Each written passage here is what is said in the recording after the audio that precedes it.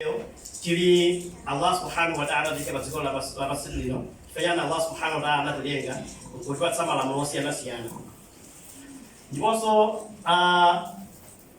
purpose and objective of nikah fayinga cholinga cha nikah here na ngabane ko mane inshallah the importance of nikah kufunika ndio ubino wa nikah inshallah benefits of nikah tikambilane kuti kodi ubwino wa nikah ndio wotani ndiponso ndiye naso kuti we can avoid this because when two people come together they might come in peace but also we must find some challenges.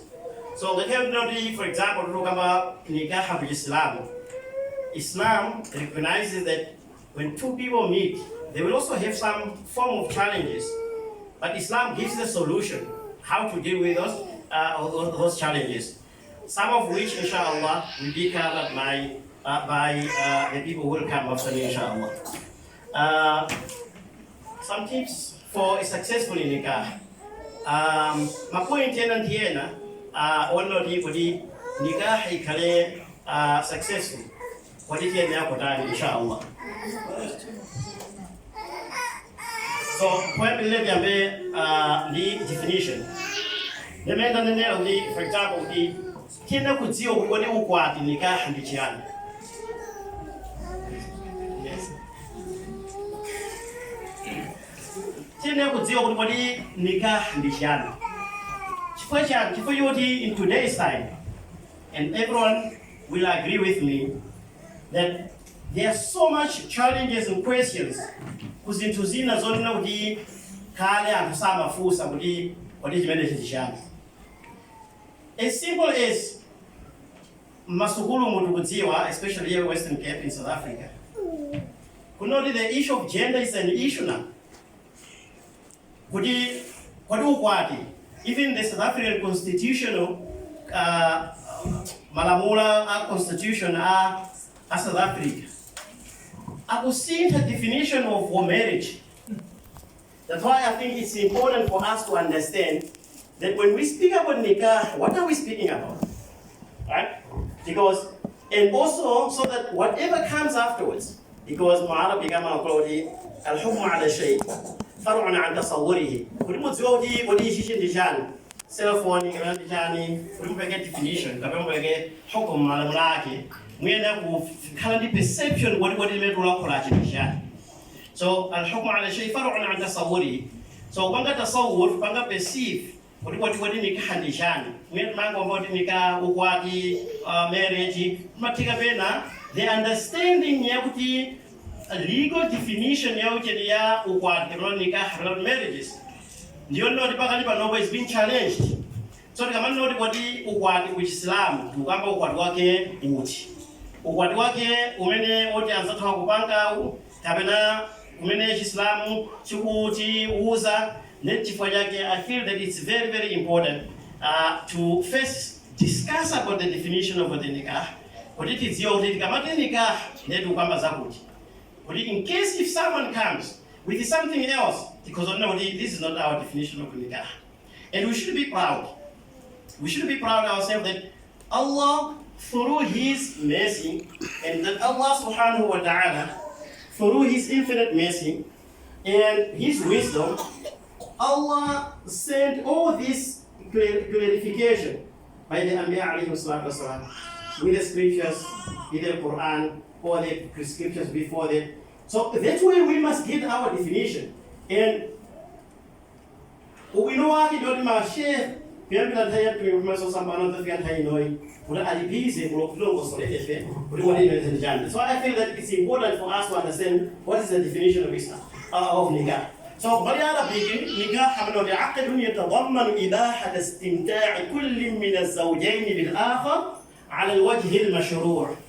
It's a little bit overloaded.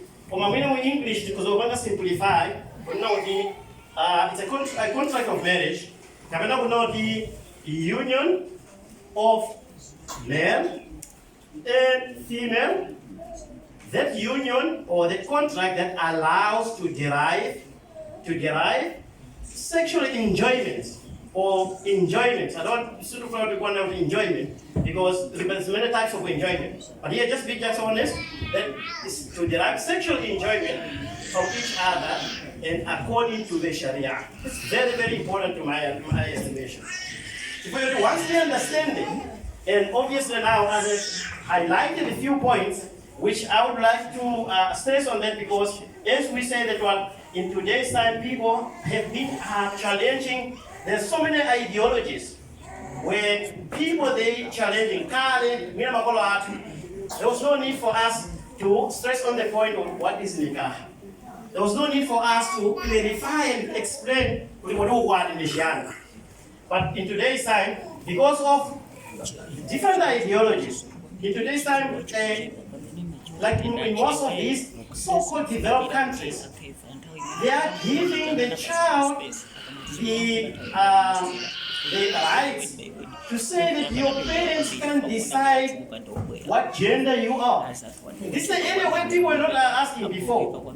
That's why I'm stressing on this point here, that it's very important for us to understand what is nikah. And we should, as I said, we should be proud that because the Sharia is the one who's giving us the definition.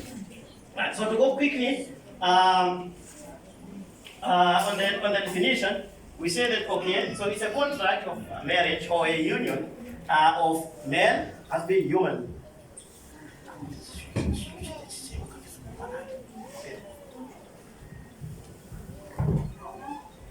Kudi ukwati pakatipa mamuna amelali muntu, dinkazi amelesoali muntu, ndicho like joti akuzopanga derive intimacy zinazo kuti mwene kushia zipanga manyazi la mkunda wake, but I think everyone understand what is it. Ndiposo ndione kuti yani according to the Sharia. So I want to stress stress on those 3 points: a human and female, I think male human and female human. I say they're humans because human because kala mmoja, but ainao tutoti yedala ti ainalo wa kumeneko. And also according to the Sharia, not what I want, not what the government wants, not what someone else decides for me. But Sharia, right? How to derive all those enjoyments. So in the definition we notice a few things: male human and female human. So mamuna amenali muntu, mkazi amesora ilo kala muntu, tabanga tale exclude amenesali muntu, tabanga exclude omna motishani kudi Siriga calendars. In today's time we know, and Hamakala wina okaoka, gender emoji umakwatilana, ujeni, azmai okaoka, azmuna okaoka. Umbali ya Islam, that is not nikah. It doesn't matter who does it. And to the in South Africa, especially in Western Cape, the law yambirila, kubanga allow is. The law yambirila. And in fact, they are not in the capital, which is almost like the capital city throughout the world. So we have almost like Tirindi, like first experience. I didn't follow up in terms of my news and so forth. So the Catholic ena Tirindi nyumba ina yake amaichomia ndizikidi kuna mabanga so nice is menezi jajani. According to Sharia, this is not in nikah. So therefore, that's still in nikah. Mawino ose amina ukamba za nikah, they are excluded because it's not part of nikah. Why? Because it does not qualify the definition of nikah. I think this point is that you want. I'm being on social media like I don't wanna a picture kada. And there are many pictures.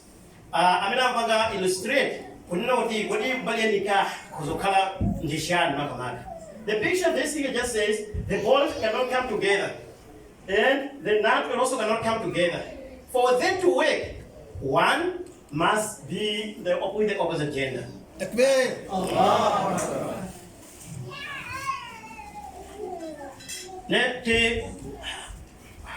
In the definition, if I told you about stress out there, according to the Sharia, which means according to Sharia, easy.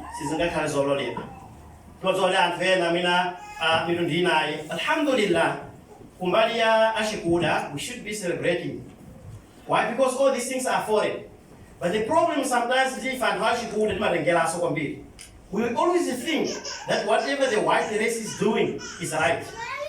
Instead of looking what the Sharia is telling us and then deciding, use it as a criteria. Kodi chintu chikhacho longo soka, kodi ma judgment moje ma measurement aka kala bwanji titona siji. Then one of the mina mitungeshi sungu, for example, mono kanda kalu, peno maunga sakuti, bodo abanga proud. Kumali no hi, uliwani galu wake, basi galu roke yo, lenka swaki, abana ndema mwana wake. Kumali ya Islam, that is out.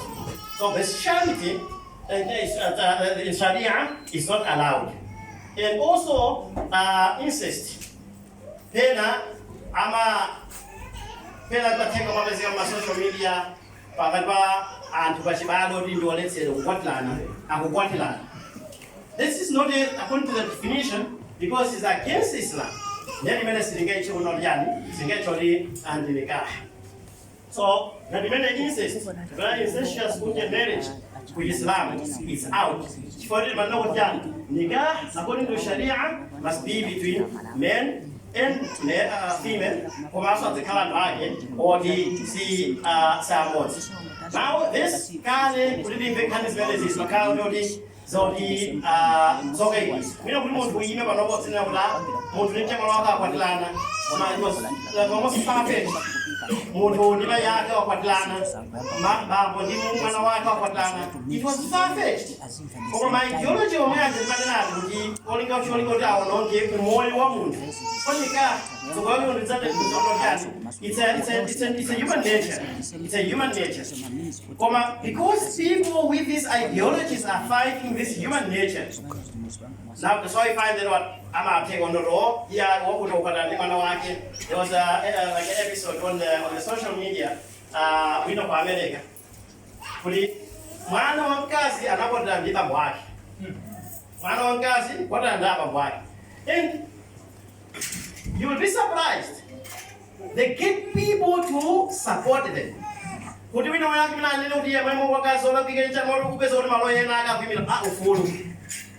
Who gives that freedom? Because we need to know the source of freedom. How do we define the freedom when it is violating the human freedom? Because it's a human freedom, but defined according to the Sharia. So there was a story also that's very, very far. We're speaking about America, UK. Here, we get maneba atua kwa Zimbabwe. Anali Zimbabwe na wake, Zimbabwe ameneyo anali mu government. Anapuzira kwa mbili, anapuzira mwana wake. She divorced her husband. Anapata talaka her husband, and then she got married to her own son. So it's not very, very far. And people don't think in today's time. And the more amanyadira for the wanawangayu, namkulisandeka, nampuzisandeka, that is the point, her point. Her argument was like that. I don't know how far the case went, but this is just here. Right? So this incest is not like a far-fetched. Kale, makazo no dimina between step brother and step sister. But the now it's happening. And then it's that's why we have to be proud when Islam gives us these guidelines. Because what is it?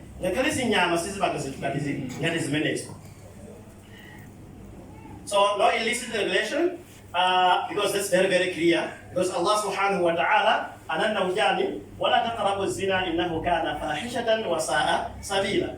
Bo wale watoto wangosori wa sa'a ujal fahisha sa'a sabila inatawi isili kwa nini? That is going against the Sharia. And I'm the one who deciding why must I follow whatever someone is telling me. Whatever I can do. Then also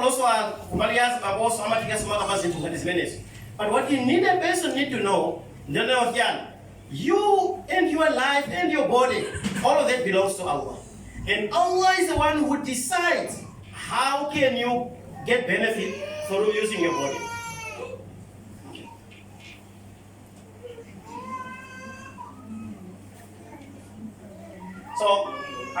So why nikah, for example? The purpose and the objective of the nikah, right? So this I can answer it is very it's imperative. So kuni kwambiri, kuni tena tiziwe, kuni why are we in this dunya? Because the moment we to discuss zanika, we have to answer why nikah, or start discussing the purpose and the objectives of nikah. Sometimes we might be misled because of so. So for that, first of all, we need to understand the purpose of life, and very, very simple is to know and worship Allah subhanahu wa ta'ala. So anything need to be connected, Allah subhanahu wa ta'ala, also Allah subhanahu wa ta'ala. For Allah subhanahu wa ta'ala, so everything must be done for the sake of achieving the core reason why we came into existence. The core reason why Allah subhanahu wa ta'ala created us. So even the Sharia, when Allah subhanahu wa ta'ala Allah subhanahu wa ta'ala from the beginning till the end, malamulo say they agree in terms of the major objectives. For example, when Allah subhanahu wa ta'ala is salah, what is the purpose behind the salah? There's an objective which the Sharia wants us to achieve. But surely when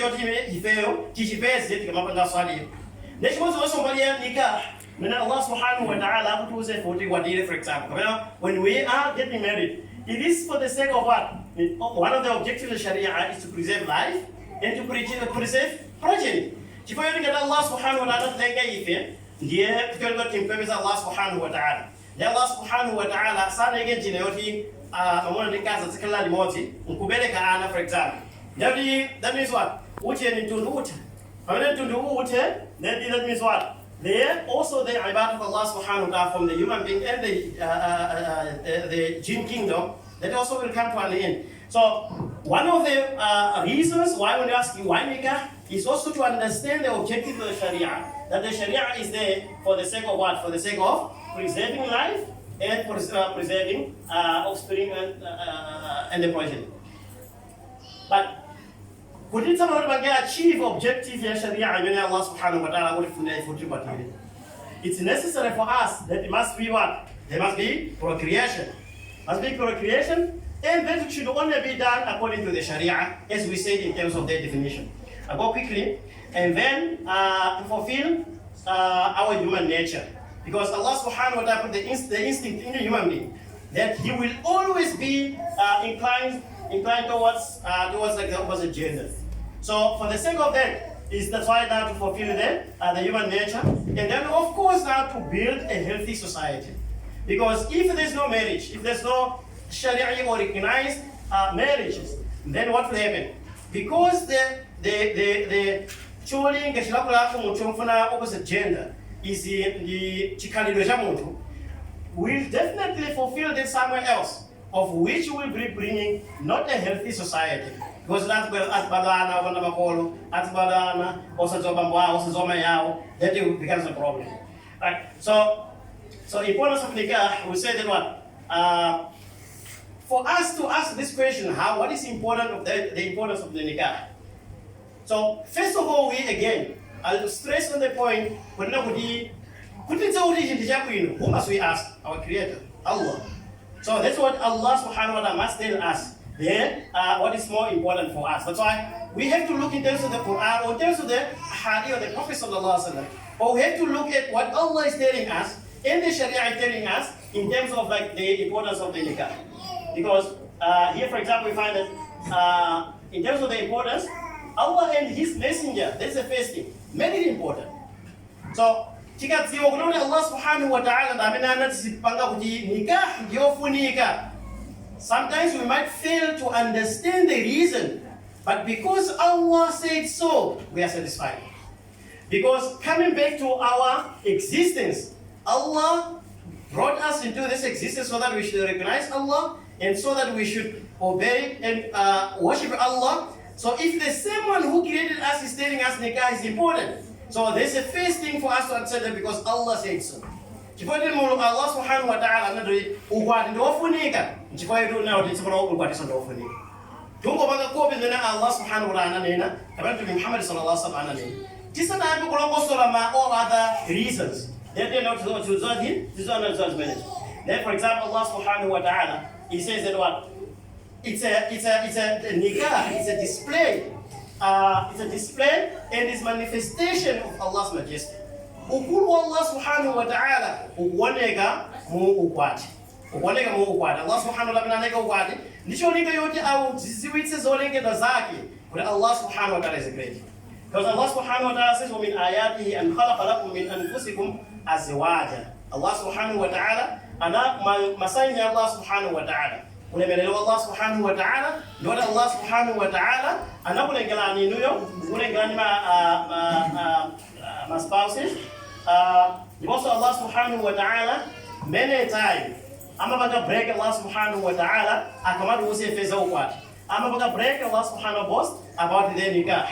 So for example Allah subhanahu wa ta'ala said wallahu ja'ala lakum min anfusikum azwaja, right? Also Allah subhanahu wa ta'ala it was also the sunnah of Anbiya alayhi salatu wasalam. So chifukwa Allah subhanahu wa ta'ala anatumiki nisho lingeoti azati sonyese ife njira yabwino. It shows also how important the nikah is. وَلَقَدْ أَرْسَلْنَا رُسُلًا مِنْ قَبْلِكَ وَجَعَلْنَا لَهُمْ أَزْوَاجًا وَذُرِّيَّةً. Success lies in nikah. Success lies in nikah. Why? Success lies in nikah because to me Muhammad sallallahu alaihi wasallam nikah min sunnati faman raghaba an sunnati falaysa minni. Nikah ni my sunnah and who amene aliyeso onyosa sunnah yine ndeli sali mkululai. De hadithi mbele kama za ukwani umakwina Mtume Muhammad sallallahu alaihi wasallam ananabudi kullu ummati yadkhuluna aljanna. Wina aliyesmu ummati wa ina kalo ku janna illa man aba wakaboka amene wakana. Demo sahaba ndo mamnanga kane kalo ku janna da. Mtume Muhammad sallallahu alaihi wasallam man ata'ani dakhala aljanna wa man asani faqad aba. Amene yesa amene tulali ndedi yeyo o wadanga kalo ku janna. Amene andi ganile yini ndeda amene lewro walani wakana kalo ku janna. Yeso ndo Mtume sunna Mtume Muhammad sallallahu alaihi wasallam. So the purpose and objectives of the nikah really is some of the objectives. Nikah also zosifanya tabi wadithi ngoduka dunka. First of all is progeny. Monga beto nilo ma objectives of the Sharia ananna kunodichan. One is to preserve the life and to preserve the progeny. So ngadisi lupanga progeny ndio ya kukala diana for example. It's one of the objectives of the Sharia. It's very very sad. Bantaya masukwana no dipena and to saf na ana. Kumaanisha ndio Allah subhanahu wa ta'ala ko iga nikah udikale yololedwa. For the time for this kwatile. One of the main objectives in the to kalandiana. Ndiye kukalandiana obviously ni zote sana. Mendo back again Allah's pleasure. Allah's pleasure who Allah subhanahu wa ta'ala. Kifo Allah subhanahu wa ta'ala mina panga finish. Kifo Allah subhanahu wa ta'ala kisanchilo nikah. Jolingo dia antu azishulu kabatiko na basi. Jongo da zempaka tasbih ya Allah subhanahu wa ta'ala. And also to get the love of the Prophet Muhammad sallallahu alaihi wasallam. To be Muhammad sallallahu alaihi wasallam tazawwajul waluda. Uzena kwa mwa kuna kwa la asma'i wa kuzubele kwa mbili abalaki safa simona. Ndiposa advashi kondi. Jolinga yanchi atfahini mukathiru bikum au ubahi bikum al-umma yawm al-qiyamah. Kifo de siku la kiyama inaweza kawa ule mbele kwa mbili kifo yo chochuluka kondi sadira. One of the objectives of nikah ndio kukalandiana. One of the niya body muntu kanafu no kwati is to help the children. You have a project that Allah subhanahu wa ta'ala will kalandiana or you know kalandiana. For them you get the pleasure of Allah and also you get the love of the Prophet sallallahu alaihi wasallam. To give the child or first child well done for it. Koma kumali kalandiana for example. Hali sometimes tutaisi namba tega ulimwina muntu kandi mwana wanaoja kukutisia. So this is what kwambia. Kuma manami no jesula nango bita bachate ya. Manami no jaka akakaro ngalila makulu kubilila manawo jama kabanga intercession on behalf of the parents. So even if we ngati muntu wakalandiana ulindi mana mwanawo Allah subhanahu wa ta'ala kumutenga mwana uja ndamena makakhala sabono okupangira jani boku pempela kwa Allah subhanahu wa ta'ala ngemo makolo anga mwena kwa panga jani kwa lwetso kujani. So ngati munthu akhala ndi intention yokwatira yona akhalimbiyana wanoji sana bange survive, for example usuluza ndajili jose you want to getting something, and then obviously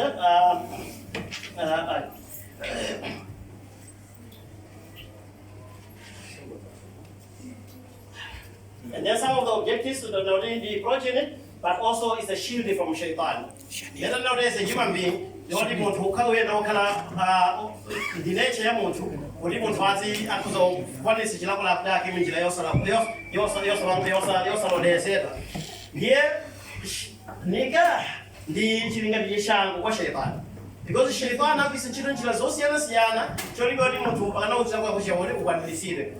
Zene sasa ndio binadamu kwanza ndio antwodi mwina antwodi somo kwa mwana mjanja tumi Muhammad sallallahu alaihi wasallam bai Muhammad sallallahu alaihi wasallam hadithi yake ala msahabu yenda ana nikazo wake nitija sana nikazo wake amayeni ambaye ndio nitija anaweza ndiye anaona nisema wino wake mtume Muhammad sallallahu alaihi wasallam ndiye anabela kumkulipa kwake anapodisa zofuna zake wakazo wake ndiye wanatuluka kwa wazima sahaba na anazo rijana.